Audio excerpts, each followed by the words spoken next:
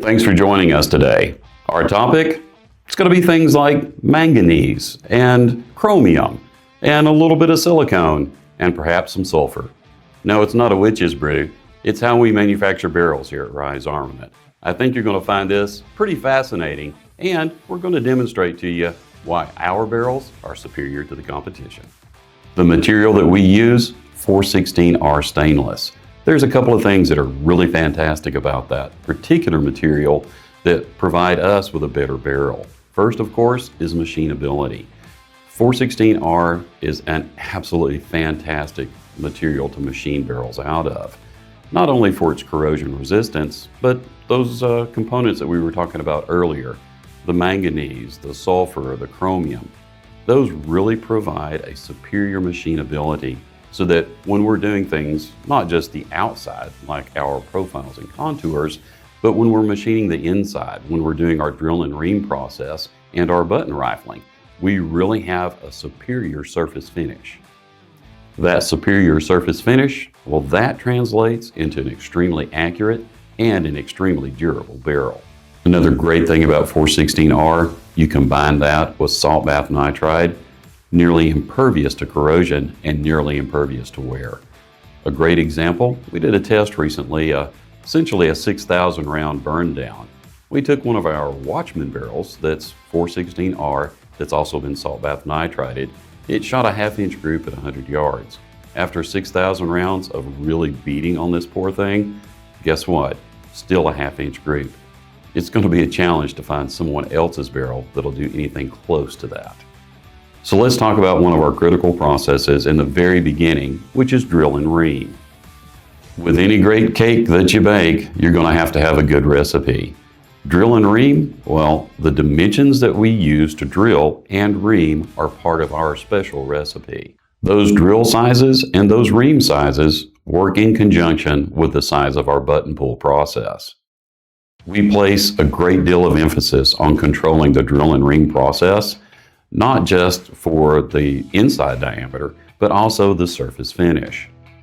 That next process that we go through, well, that's stress relieve. Here's a pretty cool shot at the end of the blank. You'll notice this purple color. Well, that's a result from the stress relief process. You can also see where the button has been pulled through the bore.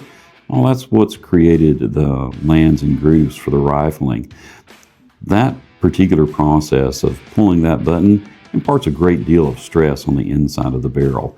That stress relief process, well, that helps to remove that stress and, of course, overall improves the accuracy of the barrel and maintains better accuracy over the lifespan of the barrel. After stress relief, we air gauge those barrels again just to make certain that our process of drill, ream, and button pull has given us the correct dimensions for our barrel. So after we air gauge that rifle blank one more time, we're going to move on to profile and contour. We design our own profiles and contours in-house. Very specific criteria for that, of course. We want to resist heat or deflection, and we also want the barrel to last a long period of time. So again, how do we do that? Well, we make sure that we can get the barrel to cool. Now, there's a few ways of doing that. You can reduce the outside diameter so that the barrel cools quickly, or you can add flutes. You'll also notice the barrel fluting. Fluting does a couple of different things. First, of course, it sort of serves as a heat sink. That gives you a great deal more surface area, and that translates into faster cooling. And the next, of course, is rigidity. By adding these flutes, we're making the barrel more rigid, and that, in turn, translates to less barrel whip and, in turn, more accuracy. Post-profile and contour, we're going to move to chambering. Now, we have some pretty super secret squirrel stuff that we do whenever we chamber barrels. Suffice it to say, we figured out a way of getting what we refer to as minimal headspace, which for us translates to better accuracy. Another unique feature that we use to enhance accuracy is the barrel crown. We use an 11-degree target crown, whereas most of our competitors, well, they use a stepped crown. They have a place, of course, but our 11-degree target crown is a wide enough dish where we don't have to worry about anything hitting or interfering with the rifling, but yet it also enhances the accuracy of the barrel. So we've talked about the material that we manufacture the barrels out of. We've talked about our drill and ream process. We've talked about how we button rifle. We've talked about how we contour and how we coat.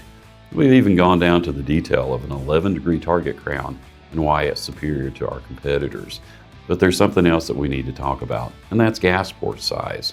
And honestly, it's one of the most critical parts that everybody sort of just passes over whenever they're designing a rifle.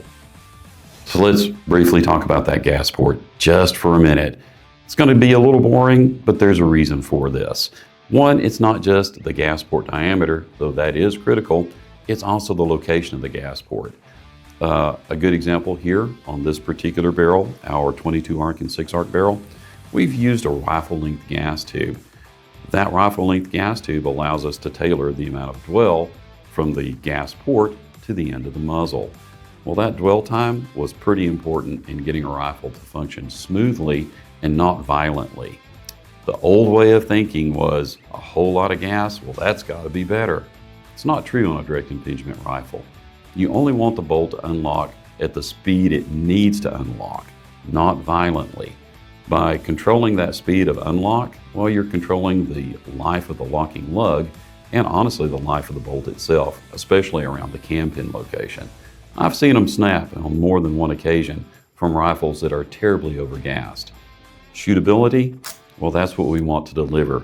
The 22 arc and 6 arc and the Watchman XR, well, all that effort that we put into manufacturing the barrel this way, well, that's one of the key components of that shootability. Folks, thanks for joining us today. I know I've taken you from a .416 rifle blank all the way through the process of creating a precision barrel. Well, I hope you've enjoyed all the steps that are in between. You know, we're a manufacturer, not an assembler. It's important for you guys to know that we're the ones that are designing and making the chips to deliver a superior product to you. We appreciate it. Hit like and subscribe. If you've got any questions, leave them in the comments. And as always, stay tuned for the next cool video.